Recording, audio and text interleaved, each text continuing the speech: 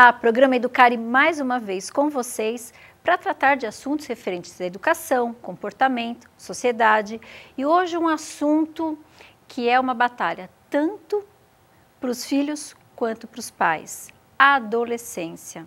Vamos falar desse período que todos passam, mas quando a gente cresce e se torna pai, parece que esquece um pouquinho do que vivenciou. Para falar desse assunto hoje, recebemos Rita Trevisan, que é jornalista e escritora. Tudo bem, Rita? Tudo bem.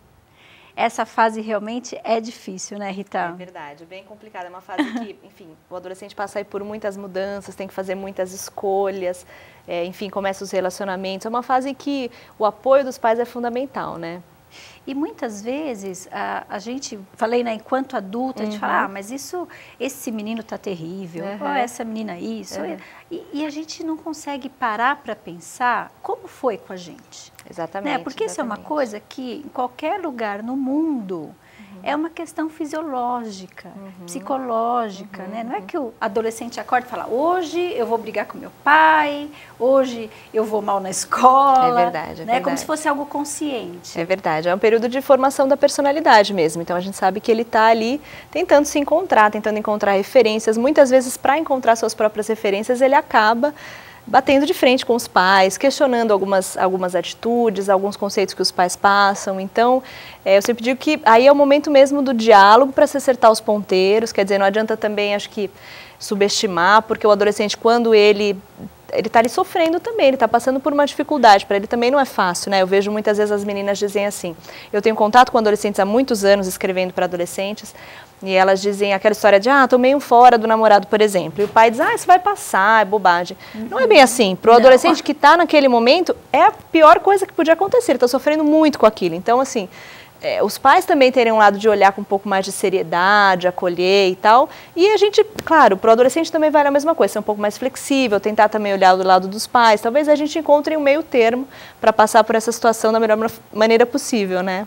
Porque tem aquela situação, né? O pai, ele quer se impor enquanto autoridade e ele também vem com um conflito de querer ser amigo próximo. Eu acho que os pais ficam perdidos nesse meio termo, né? Até onde eu posso me aproximar, ser amigo, né? Sem perder a minha autoridade de pai. Eu acho que uma coisa que funciona muito pela experiência que eu tenho com adolescentes é o pai se colocar à disposição. Acho que os pais muitas vezes vão com o sermão pronto para o adolescente. E aí não faz sentido, porque aquilo não encaixa na vivência, no que ele precisa ouvir.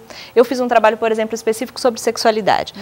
Então, quer dizer, o pai chega e diz, olha, filho, você agora é adolescente. Normalmente já tem o discurso pronto. Ele não diz assim, filho, mas, enfim, né, sei lá, usa de repente um exemplo de alguma coisa, de um livro, de um programa de TV, para entrar num assunto, que é um assunto delicado, a gente sabe, mas deixar o filho se abrir, deixar o filho colocar quais são as questões que para ele são relevantes, entendeu? E se mostrar, olha, filho, se você quiser conversar num outro momento, em qualquer momento, eu estou aqui, eu vou te ouvir. Se eu não souber te responder, porque o pai também não é obrigado, tem questões que os adolescentes fazem, até porque os pais viveram em outra época, o pai não tem ali a coisa, ele vai às vezes pensar sobre aquilo também, para ver qual é a opinião dele, às vezes nem ele sabe, mas dizer isso para o filho, quer dizer, ter um diálogo franco e dizer, olha, filho, eu vou procurar saber, enfim, aí a gente vai falar sobre esse assunto, mas conte comigo, eu acho isso importante nos pais, os pais terem essa abertura, porque senão o filho vai procurar em outros meios, é natural, é um período de muita curiosidade, muita descoberta. Se o pai não estiver ali apoiando, ele vai tentar se virar de outra maneira. Então, acho que nesse período os pais, por mais que seja difícil, tem que insistir, ficar ali do lado mesmo, tentar encontrar, fazer uma ponte entre esses dois universos, né? Porque isso tudo dá trabalho, né? Você, mesmo quer sair para uma festa, assim, essa coisa, tem que levar, tem que buscar, saber com quem vai, quem são os amigos, exatamente, né? exatamente. Entrar um pouco nessa comunidade, né? Nessa tribo do adolescente para poder entender melhor. É verdade. Né? Agora, uma coisa que eu acho que funciona muito quando a gente fala de autoridade também, que você tocou nesse assunto, é o pai explicar qual é o ponto de vista dele, não simplesmente dizer, filho, você não vai sair hoje porque não vai, porque eu não quero. Não, olha, você não vai porque eu não acho esse lugar seguro, ou porque eu não vou poder te levar e eu não quero que você vá, sei lá, de um ônibus, ou é muito longe, sei lá. Eu acho que o filho, ele respeita mesmo o pai rígido, quando ele consegue compreender que o pai está fazendo aquilo e aquilo tem um sentido. Agora, o filho fica muito rebelde quando ele não consegue, ele acha que ele está sendo injustiçado, porque ele não está vendo o outro ponto de vista. Se o pai não explica o outro ponto de vista, que é o ponto de vista dele, que é maduro, que tem mais vivência, ok, mas se ele não passar isso para o filho não vai adivinhar também. Aí vão ficar sempre naquele conflito. Acho que a partir do momento que o pai explica, coloca direitinho, ele respeita mais. Embora ele não concorde, ele vai respeitar mais, né? Porque tem o porquê, né? Exatamente. Não é assim, você não vai porque eu não quero. Exatamente, exatamente, exatamente. Né? E é interessante, os pais, às vezes, eu percebo que eles ficam com medo de colocar o sentimento, né? Então, filho, ó, você não vai porque eu não vou me sentir bem de deixar você naquele lugar. Mostrar, talvez, não é mostrar fraqueza, mas é mostrar o que está sentindo, claro, né? Essa coisa de abrir o sentimento, eu acho que tanto o pai em relação ao filho, quanto o filho em relação ao pai é muito importante. Eu acho que a gente está falando de uma geração aí, a geração X, Y, todas essas denominações, daqui a pouco é o baby boomer, enfim. Mas são adolescentes que são movidos pelo sentido. Eles querem, eles se engajam em qualquer coisa se eles realmente encontram sentido naquilo. Não adianta, por isso que a coisa do pai, que fica muito no discurso, cada vez menos funciona. Porque o adolescente, ele quer o discurso, mas ele quer a prática, ele está atento, eles estão muito espertos, muito informados. Então, acho que, até para o que o pai vai falar, para o que ele vai fazer no dia a dia, ele tem que mostrar esse sentido para o adolescente, que aquilo realmente tem um intuito, tem uma razão por trás, tem uma preocupação que faz, né? Porque senão o adolescente não vai se engajar, não vai levar a sério, não adianta. E acho que cada vez mais eles estão assim, né? Distanciando essa relação, né? Porque o importante nesse momento também é manter esse vínculo, esse canal de comunicação aberto para, de repente, acontece alguma coisa com o adolescente, ele sentir que o pai é uma pessoa que ele pode contar o que aconteceu, mesmo que não tenha sido com ele, né? Foi numa festa, sei lá, o pessoal bebeu, rolou alguma coisa de droga, ó, pai, fui lá, mas... Exatamente. Sabe, não foi legal, né? Isso é o mais importante, ele poder realmente conversar, se abrir, eu acho que isso é o fundamental mesmo. Acho que, embora eles vão ter diferenças de pontos de vista e tudo mais, mas é importante essa troca, com certeza, né?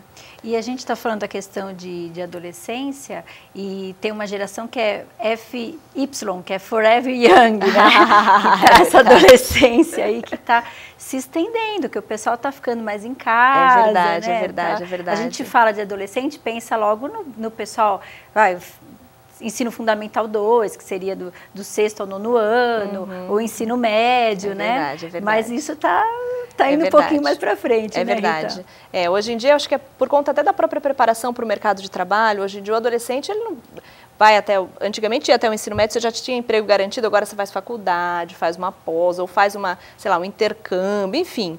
Mas eles vão se especializando, vão procurando cada vez mais informação para entrar no mercado mais preparados e, consequentemente, demoram mais para entrar no mercado, demoram mais para ter, talvez, uma estabilidade profissional para montar sua própria casa, sua própria família. Então, a gente vê que isso realmente está sendo adiado. A gente diz adolescência a partir dos 12, mas não diz até quando. Porque parece que a coisa vai se prolongando mesmo. Vai se prolongar. E os pais também, dessa outra geração, tá complicado lidar com isso, né? Com esses filhos que ficam mais tempo, ou que demoram mais para decidir, né? É verdade. É interessante, porque, assim, da minha geração, a gente, assim, tinha que trabalhar, estudar, arrumar um emprego e ficar lá até, né? Era uma honra você falar que ficou tantos anos. E essa geração agora não. Eles se dão o direito de experimentar mais coisas, né? Com certeza. Se eles não estão felizes ou se aquilo não está, enfim, se ele não tem uma realização pessoal naquilo, eles não pensam duas vezes mesmo. É uma característica mesmo dessas novas gerações. Eles saem e vão fazer outra coisa ou ficam desempregados, aí vão morar em outro país. Eles têm essa visão, essa perspectiva muito ampla, na verdade, né? Quer dizer, ver possibilidades inúmeras que talvez a gente, mesmo eu na minha geração, as gerações dos meus pais, não imaginavam que poderiam fazer, né? Hoje eles fazem com muita facilidade, transitam de um campo para outro, de um país para outro, enfim, sem problema nenhum, né? E sempre tem essa pressão de, ainda tem a pressão que você tem que se decidir, você tem que resolver o que você vai fazer da sua vida, o que você vai ser. É verdade. E aí gera conflito, porque, não, mas eu não estou pensando nisso ainda, eu estou pensando assim... O que eu vou curtir agora, o que mais eu vou experimentar para ver se eu gosto ou se eu não gosto. É verdade, é verdade. Acho que o papel dos pais um pouco fica sendo esse, né? De trazer um pouco o pré para a realidade, porque também tem isso, essa geração, ela tem ela sonha muito, ela visualiza uma coisa que às vezes os pais têm que estar ali para, olha, põe o pé no chão, mas respeitando, acho que tem que respeitar o sonho do adolescente, eu sempre defendo que se tem uma certa sensibilidade, justamente por isso é um período complexo, de escolha de profissão, de vestibular, de começou a namorar, não sabe como é que que aquilo é muito doloroso no começo, às vezes a vida toda, mas no começo aquilo tem uma proporção muito maior, enfim. Mas aí, justamente, o pai está ali do lado para fazer esse contraponto, né? Quer dizer, tentar trazer um pouco para a realidade, tentar falar um pouco de questões do dia a dia, enfim, né? Tentar trazer experiências, é sempre válido os pais, embora tenham vivido em outra época, contarem suas experiências, trazerem, né? Isso aproxima muito, né, os filhos dos pais. E uma grande angústia que eu vejo nos pais é este momento em que eles perdem o controle dos filhos. Então agora sim, não quer mais sair, a gente vai na casa, eles querem ficar, ou vão para o clube, ou tem outros, né, a agenda social deles é diferente da dos pais. Verdade. Isso cria uma grande angústia, né, bom, mas eu não vou estar lá para proteger se acontecer alguma coisa, né? É verdade, Fica é verdade. uma situação bem angustiante, né? É verdade, mas faz parte, acho que, no processo de ganho de autonomia, né? Acho que é natural, se seu filho não quer mais sair com você, não se desespere, é natural, é o período mesmo. Não quer dizer que ele não gosta mais de você, não tem nada a ver uma coisa com outra, é realmente um período em que a turma pesa muito, a opinião dos amigos, eles querem estar por conta dessa referência, os pais são referência, deram ali a educação e tal, continuam dando, claro, mas aí os amigos vão ter um peso um pouco maior nessa fase, é super natural, enfim. E depois, normalmente, acontece um retorno, né? Quer dizer, normalmente quando vira família, aí voltam a se reencontrar, voltam a trocar ideias mais de igual para igual, vamos dizer assim, né? Mas nesse período também não é. É interessante o pai, de repente, tentar aproximar os amigos, talvez, né? Então, chama os amigos, vai ficar com seus amigos, por que você não vem aqui para casa e a gente, sei lá, faz uma festinha aqui em casa, para conhecer, né? Para estar acompanhando, quer dizer, não desistir, por mais que o adolescente queira fazer as coisas com os amigos, ok.